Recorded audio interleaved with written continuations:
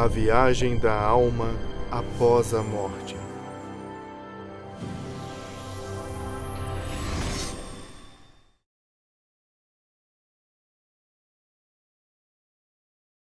Leila adora viajar para universos paralelos e queria nos oferecer uma viagem assim.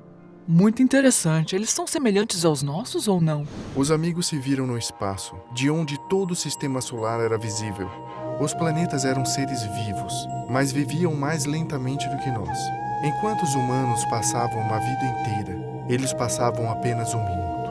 Eles se viram perto da Terra, e de uma visão aérea, viram pequenas casas e templos cercados por vegetação. Esta é a Zarmadev. Ué, pensei que vocês já teriam carros voando pelo ar. Vocês estão na idade da pedra, não é? O progresso tecnológico não é um indicador de inteligência, ele é simplesmente uma adaptação.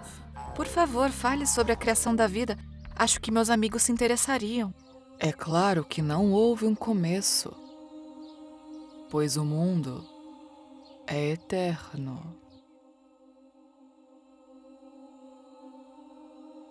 Deus, como tudo no mundo, é material. Mas a materialidade do mundo é diferente. Existe a matéria bruta, metais, minerais, líquidos, ar. E há muitos níveis de matéria sutil. E quanto mais sutil for a matéria, mais ela é viva, inteligente, consciente e cheia de bem-aventurança. Deus é a matéria mais sutil, derramada em todo o espaço infinito. Mas esses átomos primários constituem uma unidade, ou seja, eles estão como um organismo, conectados em todo o espaço infinito. E tudo o que Deus criou, Ele criou a partir de si mesmo. Primeiro, Ele criou o mundo dos arcanjos, querubins e serafins.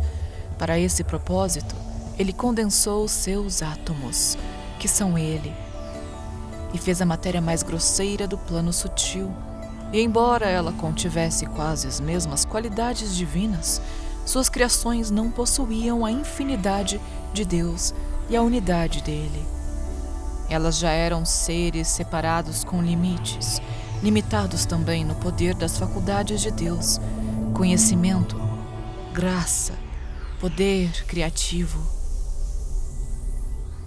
Em seguida, Deus condensou ainda mais seus átomos e formou o mundo dos anjos, onde a divisão e a limitação aumentaram, e o poder, a inteligência e a bem-aventurança diminuíram, embora fossem grandes em comparação com os homens. Depois, condensando seus átomos de forma semelhante, Ele criou os outros planos sutis. Em seguida, depois dos anjos, já viviam humanos e seres semelhantes. Esse é o seu mundo, o mundo dos mortos, e logo abaixo está o mundo dos espíritos. E na parte inferior, o dos demônios. Nesses planos, a separação e a limitação aumentaram, e a racionalidade ou a consciência enfraqueceram. Assim, a ignorância e a inconsciência já apareciam, e o limitado amor de Deus começou a se transformar em muitas emoções, inclusive as negativas. As pessoas viviam por longo tempo e felizes no plano sutil.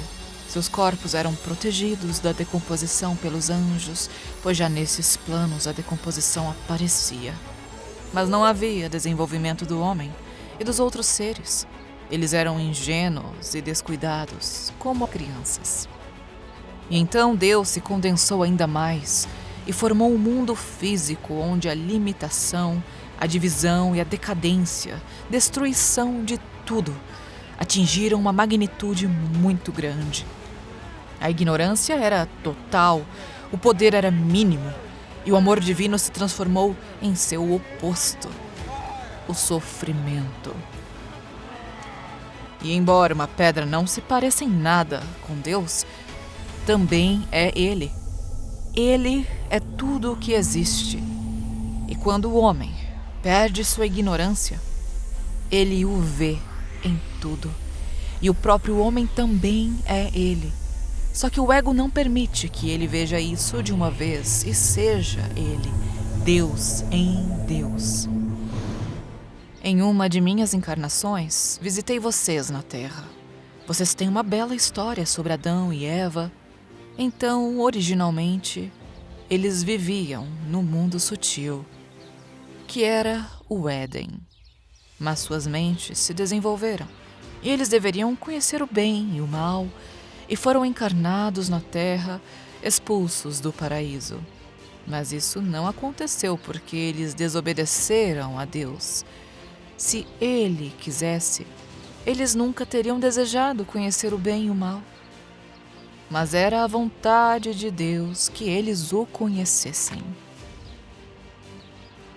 As serpentes são forças malignas, espíritos do mal, que tentam impedir a cognição normal e enganar o homem. E na ilusão, ele começa a tratar tudo de forma errada e cai no pecado, nos vícios. E a maçã é o fruto deste mundo. Dinheiro, fama, poder, parceiro, família, trabalho. E agora, o homem sofre, porque aprende o bem e o mal.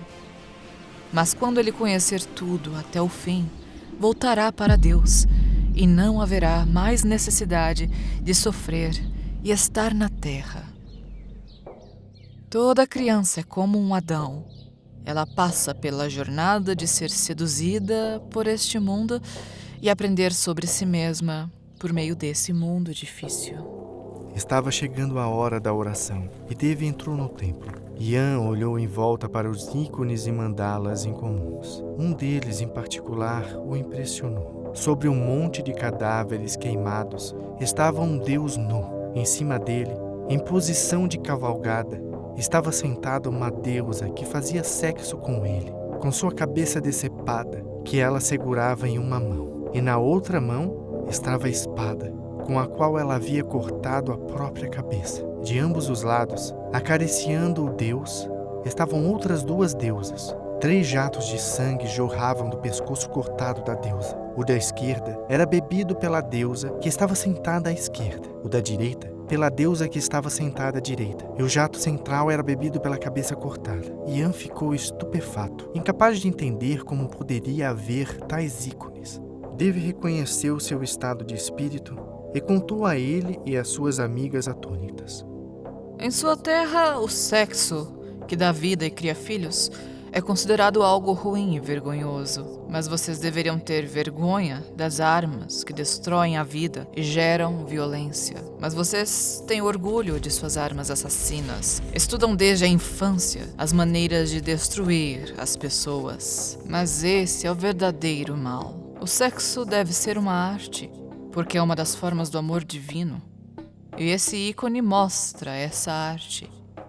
O Deus sobre cadáveres significa que no sexo espiritual, o homem deve se controlar, não ceder à paixão, mas trabalhar com a energia, estar como se estivesse morto.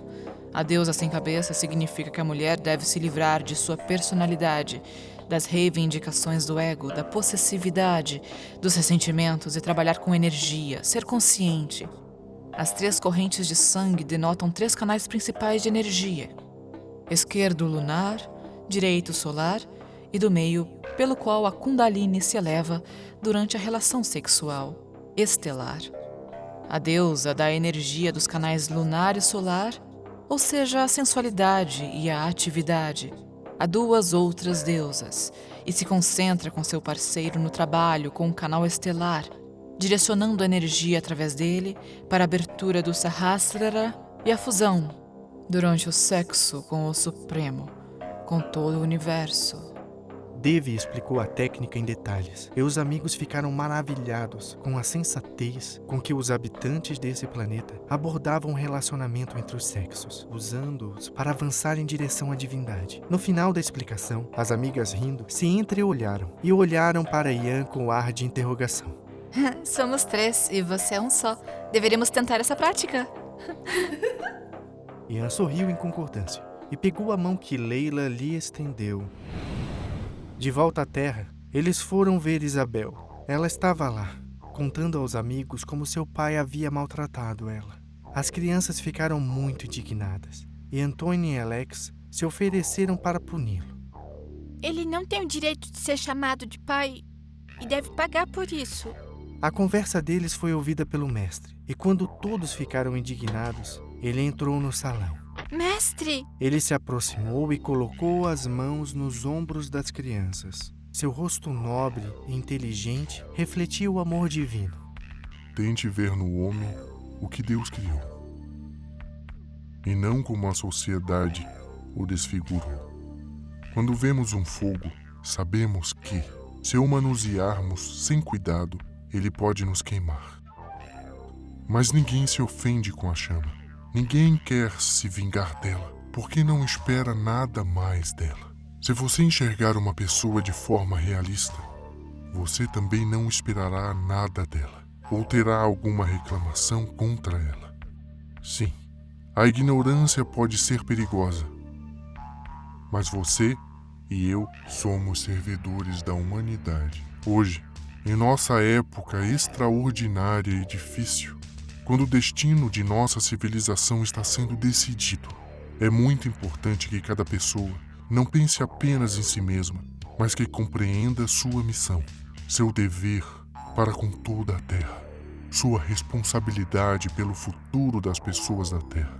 E nossa tarefa é nos tornarmos servidores da humanidade, ou seja, nos tornarmos pessoas que irradiam amor, compreensão, bondade e que ajudam as pessoas antes de tudo, em seu aperfeiçoamento espiritual, porque a preservação da vida no planeta e a conquista da felicidade dependem disso. Todo homem ignorante se esforça para obter felicidade para si mesmo, mas aquele que está dominado pelo egoísmo, ganância, possessividade e medo da perda, ciúme, ressentimento, raiva daqueles que, em sua opinião, não lhe deram algo ou podem lhe tirar algo, perde a felicidade e recebe sofrimento em troca. Mas os servidores altruístas, cheios de amor e preocupados com o bem-estar de seus vizinhos e do mundo inteiro, com essa única aspiração, já alcançam um estado feliz de alegria, bem-aventurança.